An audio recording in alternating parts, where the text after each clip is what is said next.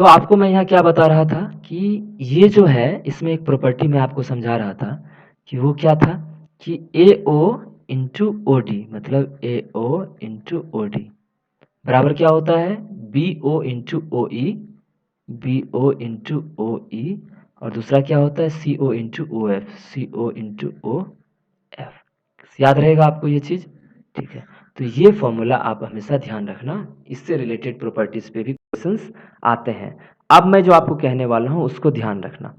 अब मैं क्या कह रहा हूं कि मान लो, ध्यान से मान लो कि ये पूरा एंगल, ये पूरा एंगल मतलब ये एंगल, ठीक है, अगर ये एंगल सी है, क्या था ये एंगल सी, तो ये एंगल कितना हो जाएगा, ये पूरा एंगल, ये एंगल देखो, अगर ये सामने सी है, ध्यान सुनना, ये अगर सामने सी है तो ये हो जाएगा 180 डिग्री माइनस सी। मतलब क्या हो गया, आप ध्यान से सुनो, एंगल बी ओ सी, एंगल बी ओ सी, बी ओ सी, ये देख रहे हो ये O है, ठीक है, तो एंगल बी ओ सी बराबर क्या हो जाएगा आप बताओ, 180 डिग्री माइनस एंगल ए। क्लियर हुआ? ठीक है, इसी तरह से एंगल, एक मिनट, इसी तरह से अगर हम देखेंगे कि एंगल ये वाला A O B, angle A O B बराबर क्या हो जाएगा भाई, ये हो जाएगा आपका 180 degree minus angle A O B के सामने कौन सा था, एंगल सी, तो ये हो जाएगा। क्लियर हुआ? ठीक, इसी तरह से अगर एंगल ए, सॉरी, कौन कौन सा बच गया अब आपका, ए ओ सी, ए ओ सी, एंगल ए ओ सी, तो ए ओ सी के सामने वाला कौन सा एंगल है, बी, तो 180 degree minus angle B. Clear रहेगा? तो ये चीज़ आपको यहाँ से, ये प्रॉपर्टी आपको हमेशा ध्यान रखना है, ये है ऑर्थो सेंटर से रिलेटेड आपका प्रॉपर्टी। क्लियर हुआ? ठीक है, और चीज़ क्या ध्यान है, ऐसा होता क्यों है वो मैं आपको बता देता हूँ, ठीक है। अब आप समझो कि ये अगर एंगल सी है, ये सी है, ये 90-90 हो गया, अगर मैं ये देखूं ई ओ, आप देखना ई ओ डी सी को देखो, ये पूरा एक कौन सा क्वाड्रिलेटरल है, तो ये तो खुद ऑलरेडी ये 180 हो गया, तो अब बचा हुआ दो 180 हो जाएगा, तो ये एंगल एंगल सी है, तो ये कितना हो जाएगा 180 डिग्री माइनस सी, और ये दोनों कट हो गया है, तो जो ये वर्टिकली अपोजिट एंगल भी वही होगा, तो इसलिए ये भी क्या हो जाता है 180 डिग्री माइनस सी। ध्यान रहेगा? ठीक है, और अगर अगर मान लो ये अल्फा है, ठीक है, और ये भी अल्फा है, फिर अगर पूछता है आपको ये एंगल, ध्यान देना ये वाला एंगल, तो अगर यहाँ पूछता है ए ओ बी बराबर क्या होगा अगर अल्फा के रिस्पेक्ट में, तो वो हो जाएगा 90 डिग्री प्लस अल्फा। क्या हो जाएगा 90 डिग्री प्लस अल्फा। समझ में आया आपको? चलिए अब देखते हैं अपना लास्ट, वो क्या है, एक्स सेंटर। एक्स सेंटर कैसे बनता है भाई? ठीक है, एक्स सेंटर पहले इसको हम छोटा करना पड़ेगा, रुक जाओ,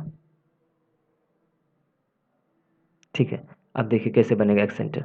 एक्स सेंटर में कैसे बनता है, उसमें क्या होता है कि बाहर वाला जो एक्सटर्नल एंगल होता है, समझ गए, बाहर वाला एक्सटर्नल एंगल, जैसे इसको आगे बढ़ाएंगे, इसको आगे बढ़ाएंगे, यहाँ का एंगल बाइसेक्टर मुझे चाहिए, जैसे ये एंगल बाइसेक्टर इसका हो गया, एंगल बाइसेक्टर इसका हो गया, तो हमको जो पॉइंट मिलेगा यहाँ से, जब हम एक सर्किल ड्रॉ करेंगे जो इस साइड और ये साइड, तीनों साइड को टच करता हुआ निकलेगा, ऐसे करके देखो, ये वाला, समझ में आया? तो ये क्या था हमारा, ऐसे करके आया था, ये एक्सटर्नल एंगल का एंगल बाइसेक्टर हमने ड्रॉ किया, और वो जहाँ जिस पॉइंट पे हुआ तो वहाँ से हमने क्या किया, एक सर्किल ड्रॉ किया।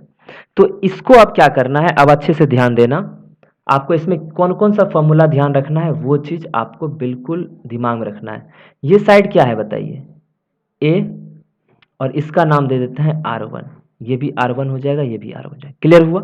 ये भी R1 और ये भी R1, इसको हम P से डिनोट कर देते हैं। ओके, अब आप ध्यान देना, ये कैसे निकला, intersection of two external angle bisector and one interior angle bisector, तब जाके आपको ये मिलता है, मतलब वन इंटीरियर कौन सा था, यही था, और इसको भी ड्रॉ करेंगे तो एक्चुअल में ये यहाँ पे ही मिलेगा, ये भी यहाँ पे एंगल बाइसेक्टर हो जाएगा। मतलब अगर कहें तो ये पी पॉइंट कैसे आया है, तो ट्रायंगल का दो एक्सटर्नल एंगल बाइसेक्टर और एक इंटरनल एंगल बाइसेक्टर का जहाँ मिड पॉइंट है वहाँ पे हमको एक्स सेंटर मिला है। अब ये फॉर्मूला आपको समझना है, फॉर्मूला क्या समझना है, पहला चीज ये कि अगर हम इसको ए लिखते हैं, ठीक है, इसको हम बी लिखते हैं, इसको सी लिखते हैं, और अगर हमको पूछता है कि एंगल बताइए बी पी सी क्या होगा, बी पी सी क्या होगा, तो आप बोलोगे कि 90 degree minus angle A/2। 90 degree ये अगर पूछा ये एंगल, तो ये सामने वाले एंगल देखो, याद है आपको इन सेंटर में क्या होता था, ये इन सेंटर में ये जो बढ़ता था, ठीक है, तो ये एंगल होता था 90 डिग्री प्लस A/2, और यहाँ क्या हो रहा है 90 डिग्री माइनस A/2, मतलब ये वाला एंगल क्या हो जाएगा 90 डिग्री माइनस A/2। और अगर इधर बनाए रहते, ये इधर बनाए रहते, मान लो इधर एक सेंटर होता, सॉरी एक सर्किल होता, तो ये क्या होता है 90 degree minus angle B/2। Clear हुआ? ठीक है। दूसरा क्या फॉर्मूला याद रखना है, एक तो ये हो गया कि BPC हमको मिल गया, क्लियर एंगल। दूसरा क्या फॉर्मूला याद रखना है, ये जो R1 है, R1 का क्या होगा फॉर्मूला, तो R1 बराबर होता है डेल बाई एस माइनस ए। क्या होता है? डेल बाई एस माइनस ए। मतलब ये R1 किस किस बेस पे है, इस ए वाले पे, तो क्या हो जाएगा आपको R1 बराबर डेल, मतलब डेल होता है उसका area by S minus A. Clear हुआ? ठीक है। मेरा कहना, अगर इधर ड्रॉ करते, मान लो ये बी वाले के सामने, तो ये साइड बी हो जाता, ठीक है, और यहाँ पे मान लो रेडियस हो जाता R2, तो ये R2 क्या हो जाता बताओ, तो ये हो जाता है del by S minus B. S minus B जिस बेस पे था उस तरह से। इसी तरह से एक और बनेगा, जो यहाँ बनेगा, इसको जब यहाँ पे इसको इधर बढ़ाओगे, इसको इधर बढ़ाओगे, यहाँ से करोगे ये, तो ये हमको R3 मिल जाएगा। तो ये R3 क्या हो जाएगा भाई, ये हो जाएगा डेल बाई एस माइनस सी। अब मैं बता दूं डेल क्या है आपका एरिया ऑफ ट्रायंगल का, एस क्या है सेमी पेरीमीटर। क्लियर हुआ? तो ये फॉर्मूला आपको हमेशा ध्यान रखना है। एक तो ये हो गया R1 बराबर डेल एस माइनस ए, और एक ये ध्यान रखना, इस पे लगातार क्वेश्चन पूछे जा रहे हैं आपको प्री में। समझ में आया? ठीक है। अब एक और चीज़ मुझे बताना था, वो मैं यहाँ पे बता देता हूँ, ठीक है। इसमें आपको एक चीज़ और क्या ध्यान रखना है लास्ट आज की क्लास का, वो क्या है कि डिस्टेंस बिटवीन इन सेंटर, ठीक है, एंड सरकम सेंटर। सरकम सेंटर ये सब के लिए है, ये नहीं कि ये इक्विलेटरल ट्रायंगल ऐसा कुछ नहीं है, सारे ट्रायंगल के लिए। डिस्टेंस बिटवीन इन सेंटर सर्कम सेंटर क्या होता है, मतलब IC, वो होता है, आप ध्यान रखना, root under R square minus 2 capital R और छोटा r, मतलब R स्क्वायर, R क्या होगा सरकम रेडियस का square minus 2 into circum radius into in radius. तो ये फॉर्मूला आप ध्यान रखना। तो होप आज का क्लास आप लोगों को बहुत अच्छा लगा होगा।